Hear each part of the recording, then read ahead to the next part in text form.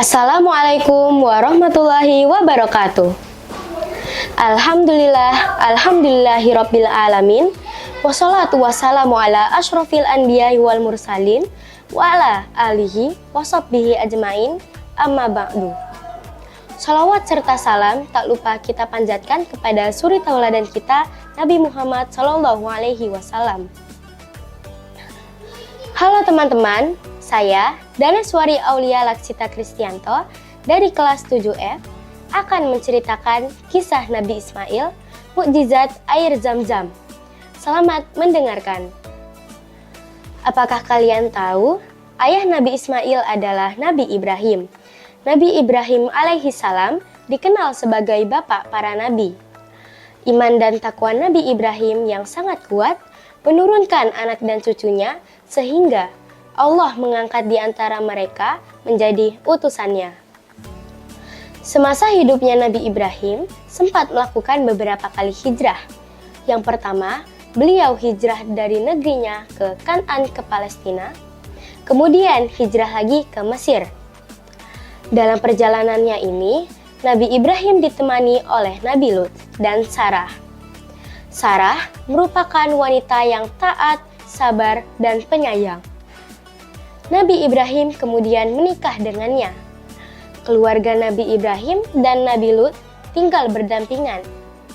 Hingga suatu hari, Allah telah mengutus Nabi Lut untuk pindah dan berdakwah di antara kaum Sodom. Setelah itu, Nabi Ibrahim hidup berdua dengan istrinya Sarah. Meskipun memiliki banyak mukjizat, Nabi Ibrahim juga mendapat ujian yang berat dari Allah. Hingga masa tuanya, Nabi Ibrahim belum juga dikaruniai anak. Siapa nanti yang akan meneruskan perjuangan sebagai penggantinya? Siti Sarah menghadiahkan budaknya, yaitu Siti Hajar, kepada Ibrahim dan mengizinkannya keduanya menikah. Setelah Nabi Ibrahim dan Siti Hajar menikah, Allah Subhanahu wa Ta'ala memberikan keduanya keturunan dengan lahirnya seorang putra bernama Ismail. Nabi Ibrahim sangat senang, bersyukur, dan bersemangat atas kelahiran Ismail. Namun, ketaatannya pada Allah Subhanahu wa Ta'ala lagi-lagi diuji. Nabi Ibrahim harus membuat keputusan berat, mempertaruhkan keimanannya pada Allah. Satu hari dalam mimpinya, Nabi Ibrahim mendapat amanah dari Allah Subhanahu wa Ta'ala untuk membawa Siti Hajar dan Ismail yang masih bayi ke tempat yang asing dan tandus. Kemudian, Allah Subhanahu wa Ta'ala menyuruh Nabi Ibrahim agar meninggalkan Siti Hajar dan Ismail di Asyam dekat Baitullah. Meski ujian tersebut berat, Nabi Ibrahim tetap sabar dan berbaik sangka pada Allah Subhanahu wa Ta'ala, sehingga ia mau menjalankan semua amanatnya sesuai dalam mimpinya.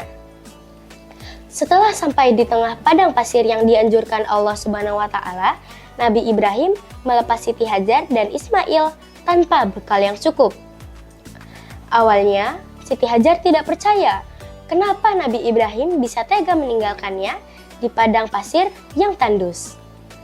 Dia pun mempertanyakan pada Nabi Ibrahim, "Sungguhkah engkau meninggalkanku di sini, wahai Ibrahim?" Nabi Ibrahim diam tertunduk dan tak kuasa menjawab. Namun, Siti Hajar kemudian mengerti dan bertanya lagi, "Apakah ini perintah dari Allah?" Nabi Ibrahim pun menjawab, "Iya." Akhirnya, walaupun berat, Siti Hajar pun pasrah atas perintah Allah. Suatu saat, perbekalan Siti Hajar mulai habis. Air susunya pun kering sehingga Ismail tidak berhenti menangis karena kelaparan dan kehausan. Sambil sesekali kakinya menendang-nendang. Siti Hajar pun segera mencari pertolongan. Ia berlari kecil di atas Bukit Safa sambil berharap ada seseorang yang mau membantunya. Ia juga mendaki Bukit Marwah dengan tujuan sama mencari bantuan. Berulang kali Siti Hajar bolak-balik berlari dari Bukit Safa ke Marwah sebanyak 7 kali. Sampai akhirnya ia mendengar seperti ada suara air mengalir di bawah kaki putranya Ismail. Siti Hajar segera mendekati Ismail dan melihat ada air deras dan jernih yang keluar dari dalam tanah yang tandus. Ia segera membasahi tanah dengan sedikit air untuk dijadikan mangkuk atau wadah air. Air tersebut mulai memenuhi isi wadah dan Siti Hajar berkata, "Zam, zam, zam," yang berarti banyak, melimpah ruah. Sumber mata air Zam-Zam itulah yang menjadi bukti pertolongan Allah Subhanahu wa taala kepada Siti Hajar dan Nabi Ismail. Kegigihan Siti Hajar diapresiasi oleh Allah Subhanahu wa taala dan menjadikannya salah satu rukun haji dan umroh yang dikenal sebagai ibadah sa'i. Berlari kecil sebanyak 7 kali antara Bukit Safa dan Marwah. Dijelaskan pula oleh Allah Subhanahu wa taala dalam firman-Nya Quran surat Al-Baqarah ayat 158. Yang artinya, sesungguhnya Safa dan Marwah merupakan sebagian syiar agama Allah. Maka, siapa beribadah haji ke Baitullah atau berumroh, tidak ada dosa baginya mengerjakan sa'i antara keduanya. Siapa yang dengan kerelaan hati mengerjakan kebajikan, maka sesungguhnya Allah Maha mensyukuri lagi Maha mengetahui.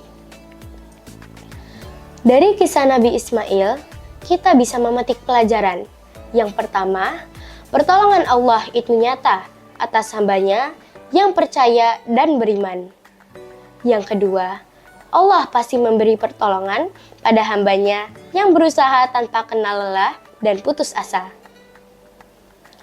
Demikian cerita singkat ini, semoga kita bisa mengambil pelajaran dan mengamalkannya dalam kehidupan sehari-hari. Semoga kita selalu beriman kepada Allah dan selalu dalam lindungannya. Amin, amin, ya rabbal alamin.